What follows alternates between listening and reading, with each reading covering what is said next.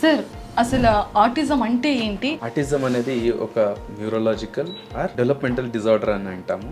ఆటిజంలో మనకి speech delay అవ్వడము, behaviour issues రావడము, ఇవన్నీ ఫీచర్స్ అన్నమాట. దీన్ని సార్ ఇవన్నిటిని కూడా ఏ ఏజ్లో చూడొచ్చు అంటారు? ప్యూర్గా చూడాలి అని అనుకుంటే మాత్రం మనకి ఒక 2.5 years నుంచి చూడడం అనేది మనం స్టార్ట్ చేయొచ్చు. హైపర్ యాక్టివిటీ అనేది చాలా మంది పిల్లలు ఇప్పుడు 17-18 months లో కూడా మనం గుర్తుపట్టేస్తున్నాం. సార్ ఇది పుట్టుకతో వస్తుందా లేదంటే పెరిగేటప్పుడు డెవలప్ అవుతుందా? రెండు ఉందండి, మనకి జెనెటిక్స్ తో కూడా రావచ్చు. ఇది పుట్టిన తర్వాత ఏదైతే ఎన్విరాన్మెంటల్ బేస్డ్ గా అని అంటున్నాం కదా మనము, దాని ద్వారా కూడా మనకి రావచ్చు. మన అశోక హాస్పిటల్లో ఎలాంటి ట్రీట్మెంట్స్, ఎలాంటి థెరపీస్ ఉన్నాయి పిల్లలకి? ఆటిజం అనేది మనం ఒక థెరపీతోనో లేదంటే 2 థెరపీలతోనో ట్రీట్ అయ్యేది కాదు. మనం అశోకాలో వచ్చేసి ప్యూర్గా సెన్సరీ బేస్డ్ కావాలని ట్రీట్ చేయాలి. అంటే సెన్సరీ ఇంటిగ్రేషన్ థెరపీ అనేది ఇస్తున్నాం.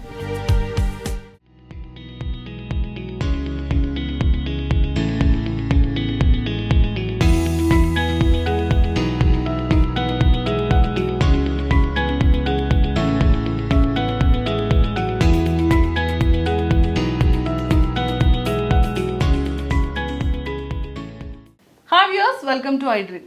మనం చిన్నపిల్లల్లో చాలా మందిని చూస్తూ ఉంటాం. పిల్లలు చూస్తే చాలా క్యూట్గా ఉంటారండి. వాళ్ళకి మాటలు చూస్తే రావు. ఒకవేళ మాటలు వచ్చినా కూడా నత్తి వస్తుందా, అసలు దేనివల్ల ఇది వచ్చింది? మన ఫ్యామిలీలో అందరికీ అసలు స్పీచ్ ప్రాబ్లమే లేదే, అసలు వారసత్వం కూడా కాదు కదా అనేవి పేరెంట్స్లో ఎక్కువగా ఈ డౌట్స్ వస్తూనే ఉంటాయండి. సో ఇలాంటి డౌట్స్ అన్నీ కూడా ఈరోజు క్లియర్ చేయడానికి నేను మన అశోక హాస్పిటల్లో speech therapist specialist Sachin sir దగ్గరికి అయితే వచ్చేసాను. సో చాలా విషయాలు చాలా క్లియర్గా తెలుసుకుందాం. Hello sir, welcome to iDream. Hello అండి. హాయ్ సార్, ఎలా ఉన్నారు? ఆల్ గుడ్ అండి, థ్యాంక్ యూ. యా సార్, అసలు ఆటిజం అంటే ఏంటి? అసలు ఈ టర్మ్ని ఎప్పుడు యూజ్ చేస్తారు? అండి, ఆటిజం అనేది ఒక న్యూరలాజికల్ ఆర్ డెవలప్మెంటల్ డిజార్డర్ అని అంటాము. ఇంకొకటి సెన్సరీ ప్రాసెసింగ్ డిజార్డర్ అని కూడా అంటాం మనం. దీన్ని ఎక్కువగా developmental and sensory processing disorder అని అంటాం మనము. కొన్ని కేసెస్లో లైక్ ఎవరైతే న్యూరలాజికల్ ఇష్యూస్ కూడా ఉన్నాయంటే, ఎవరికైతే ఫిట్స్ ఉంది, సిజర్స్ అని అంటాం మనము, అలాంటి కేసెస్ ఉన్నప్పుడు కూడా కంప్లీట్గా న్యూరలాజికల్ డిజార్డర్ అని కూడా అంటాం మనం దీన్ని. ఓకే, సో దీంట్లో అంటే ఆటిజంలో మనకి కొన్ని ఫీచర్స్ ఉన్నాయి. అంటే ఒకటి స్పీచ్ డిలే అవ్వడము, లేదా రెండవది బిహేవియర్ ఇష్యూస్ రావడము, మూడవది మనకి సోషల్ స్కిల్స్ అనేది లేకపోవడము, ఓసిడి అనేది రావడము, టక్టైల్ ఇష్యూస్ అని అంటాం మనం దీన్ని.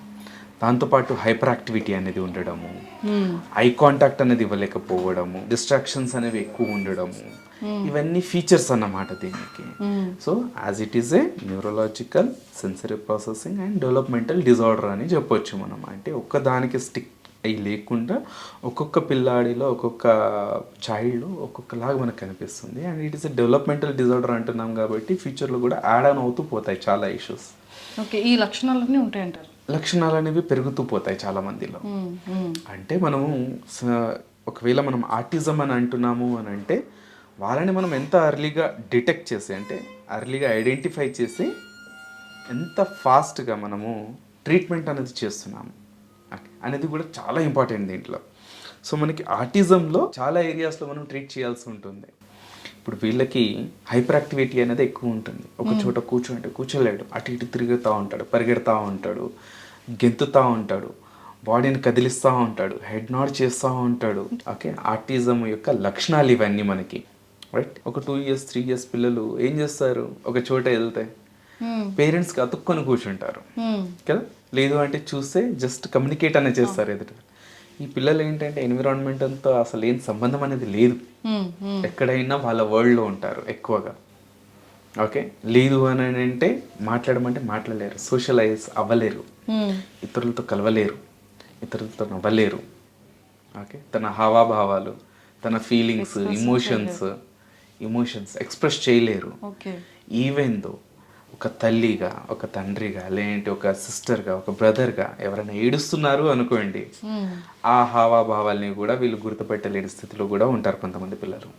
సార్ ఇవన్నిటిని కూడా ఏ ఏజ్లో చూడొచ్చు అంటారు?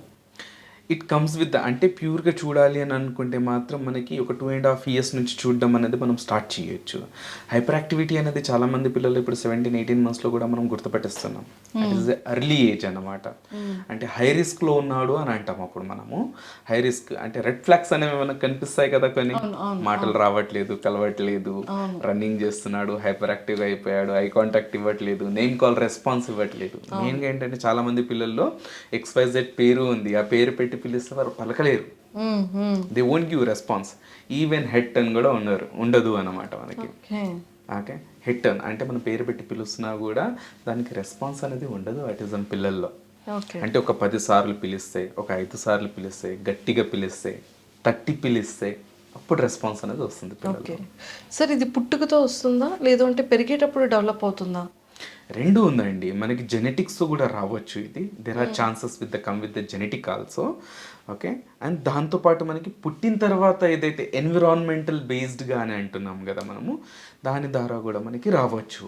ఓకే, అండ్ ఇంకొకటి ఏంటంటే ల్యాక్ ఆఫ్ కమ్యూనికేషన్ వల్ల కూడా మనకి, అంటే ఇందాక మనం అనుకున్నట్టు ఈ వర్చువల్ గ్యాడ్జెట్స్ ఒకవేళ చాలా ఎక్కువ మోతాదులో ఇన్వాల్వ్ అయింది, పిల్లాడు ఎప్పుడు దాంట్లోనే ఉండిపోతున్నాడు అంటే yes there are chances again they can suffer with the autism spectrum disorder అనమాట మనకి. సో నెంబర్ ఆఫ్ ఇష్యూస్ అనేవి ఉన్నాయి మనకి, ఒక దాని ద్వారానే వస్తుంది అనేది లేదు. ఈవెన్ దో కొన్ని వ్యాక్సినేషన్స్ కూడా ఉన్నాయి. వీటికంటే దీని ద్వారా రావచ్చు, వ్యాక్సినేషన్ ద్వారా కూడా వచ్చే ఛాన్సెస్. అంటే మనము MMR వ్యాక్సిన్ తర్వాత కూడా చాలామంది పిల్లల్లో ఆటిజం లక్షణాలు అనేది చూసాము. But it is not completely proven. దీనిపైన ఇంకా రీసెర్చ్ జరుగుతూ ఉంది మనకి. సో కంప్లీట్గా ఇంకా ప్రూవ్ అవ్వడానికి ఎంతో కొంత టైం అనేది మనకి పడవచ్చు. So there are chances that ఒక వ్యాక్సినేషన్, MMR వ్యాక్సినేషన్ తర్వాత కూడా ఎంతవరకు అది ఆ ఫీచర్స్ని తీసుకెళ్తుంది అనేది కూడా మనం చూడాల్సి ఉంది మనం ఇక్కడ. ఓకే సార్, అసలు పుట్టే పిల్లల్లో ఈ ఆటిజం వచ్చే లక్షణాలు ఉంటాయా? మనం ఎలా అబ్జర్వ్ చేయొచ్చు? అసలు వాళ్ళల్లో పుట్టే పిల్లల్లో కూడా ఇది ఎందుకు వస్తుంది డిసీజ్? సో లక్షణాలు అని అంటే మనము అర్లీగా ఒక 8 months 9 months దాకా అయితే మనం గుర్తుపట్టలేము. కాకపోతే స్పీచ్ అనేది ఎలా ఉంది, ఇమిటేట్ ఎలా చేస్తున్నారు, పిల్లలు ఎదుటి వాళ్ళని ఎంత బాగా ట్రాక్ చేస్తున్నారు, అంటే ఒక మనిషి అటు ఇటు కదులుతున్నాడు అని అంటే వాళ్ళని ఎంత బాగా చూస్తున్నారు, వాళ్ళని ఎంత బాగా గ్రహిస్తున్నారు, వాళ్ళని చూసి ఎంత బాగా సోషల్ స్మైల్ ఇస్తున్నారు, వాళ్ళు చేసే పనులకి తను ఎంత బాగా రెస్పాండ్ అవుతున్నాడు అనేది మనం ఇక్కడ చూడాలి. ఒకవేళ దీంట్లో మీకు ఏదైనా తేడా అనిపిస్తుందా అంటే must be it is a autism అనేది ఒక లైన్లో మనం గుర్తుపెట్టుకోవాల్సిన అవసరం అనేది ఉంది మనకి ఇక్కడ. So this is early symptom అన్నమాట మనకి. ఓకే, సో ఒకవేళ ట్రాక్ చేయట్లేదు, ఐ కాంటాక్ట్ ఇవ్వట్లేదు, దాంతోపాటు కమ్యూనికేట్ చేయట్లేదు, మాటలు ఏవైతే ఉన్నాయో పట్టించుకోవట్లేదు, ఈవెన్ సౌండ్స్ చేసిన పెద్దగా రెస్పాండ్ అవ్వట్లేదు అని అంటే yes there is a red flag for the autism అని ఒకటి మధ్యలో మనం పెట్టుకోవాలి మనం ఇక్కడ. Okay, so very early is like 1 year అని అర్థం అనమాట మనకి. ఓకే ఓకే సార్, అంటే ఎలాంటి జాగ్రత్తలు తీసుకుంటే ఈ ఆటిజం రాకుండా మనం సేవ్ చేయొచ్చు పిల్లల్ని? ఒకవేళ మనకి పిల్లల్లో అంటే పుట్టుకతో ఉంది అని అనుకుందాం, అంటే జెనెటికల్ అని అనుకుందాం కదా, జెనెటికల్ హెరిడిటికల్ అని అనుకున్నాం కదా మనము. ఒకవేళ ఇది అలా వచ్చి ఉంటే కనుక మీరు మీ పిల్లలకి అర్లీగా ఐడెంటిఫై చేస్తే, అంటే ఇందాక మనం ఒక 8 monthsలో ఐ కాంటాక్ట్ వస్తుంది వాళ్ళకి, వాళ్ళు ఐ ట్రాకింగ్ చేస్తారు వాళ్ళు, దాంతోపాటు మనుషులు గుర్తుపడతారు, సౌండ్స్కి రెస్పాండ్ అవుతారు అని అనుకున్నాం కదా. ఒకవేళ ఇది లేదు అని అనుకుంటే మేక్ షూర్ ఏంటంటే ఒకటి అసెస్మెంట్ చేయడము. ఓకే, ఒక 1 yearలోనో 12 monthsలోనో ఐ మీన్ లైక్ 15 monthsలోనో అసెస్మెంట్ చేసిన తర్వాత ఇమీడియట్గా దానికి తగినట్టుగా థెరపీస్ అనేది తీసుకోవాలి. థెరపీస్ అనేది చాలా క్రూషియల్ రోల్ అనేది ప్లే చేస్తుంది. ఎందుకు అంటే దీనికి పర్టికులర్ ఒక మెడిసిన్ అనేది లేదు మనకి. అంటే ఒక మలేరియా వచ్చింది, డెంగ్యూ వచ్చింది, టైఫాయిడ్ వచ్చింది అంటే we have number of medicines. Okay, ఒక పర్టికులర్ మెడిసిన్ అనేది ఉంది.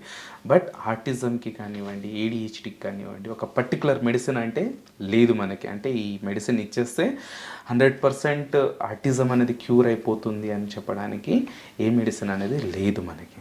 ఓకే, ఉన్నాయి మెడిసిన్లో ఉన్నాయి అంటే ఒకటి సప్లిమెంట్ అనేది ఉంది మనకి, రెండవది సడేషన్స్ అనేది ఉన్నాయి మనకి. ఓకే, సప్లిమెంట్స్ అని అంటే ఏదైనా మన బాడీలో తక్కువ ఎక్కువ ఉంది అంటే then at the time with that like suggest that go ahead with the supplements.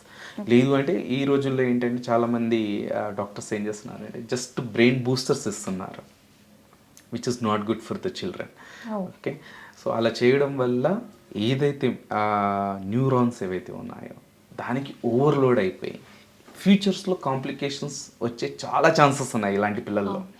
Okay, so my suggestion is if you are going with the supplements, if it is less, then if you are going with for that, if you are going for the medication, that is okay, rather than ఊరికి medicine అనేది ఇవ్వకండి. Why because we are living in India, we are not in western countries దానికి మనకి preservative food ఉంది అనడానికి లేదు పెద్దగా. So మంచి సప్లిమెంట్ అనేది ఫుడ్ ద్వారా వస్తుంది, మీరు ఫుడ్ అనేది ఇవ్వండి. ఓకే, మేక్ షూర్ ఏంటంటే గ్లూటెన్ ఫ్రీ అనేది పెట్టుకోండి, ఎందుకంటే పిల్లలు హైపర్గా ఎక్కువ ఉంటారు కాబట్టి. సో దీనికి ప్యూర్గా ఉంది ట్రీట్మెంట్ అంటే ఒకటి అది థెరపిటికల్ బేస్డ్ అనమాట. మనకి there is no treatment for the surgical or medicine based అనేది ట్రీట్మెంట్ అనేది పర్టికులర్గా అన్నట్టు లేదు. థెరపిటికల్ ట్రీట్మెంట్ అనేది ఉంది మనకి. సో ఏ మెడిసిన్ యూజ్ చేసినా though we are giving therapies. So therapies అనేది మనం ఇవ్వగలగాలి వాళ్ళకి. థెరపీస్లో కూడా మనకి వేరుగా ఉన్నాయి మనకి, ఎందుకంటే ఒక చైల్డ్ అన్ని ఏరియాస్లో అన్ని విధాలుగా అంటే ఏజ్కి తగ్గట్టుగా డెవలప్ అవుతే కనుక ఆ పిల్లాడిని మనం నియర్ టు నార్మల్లో లేదంటే ఏజ్ కంటే ఇంకా బాగా తెలివిగా ఉన్నాడు, అన్ని బాగా చేస్తున్నాడు, ఏజ్ కంటే ఎక్కువగా ఉన్నాడు అంటే just we can say that above his age అనేది కూడా అంటాం మనం. అట్లా అనమాట. సో అసెస్ చేసే ముందు ఏజ్ అప్రోప్రియేట్ ఉన్నాడా లేదా చెక్ చేసుకోవాలి మనం ఇక్కడ.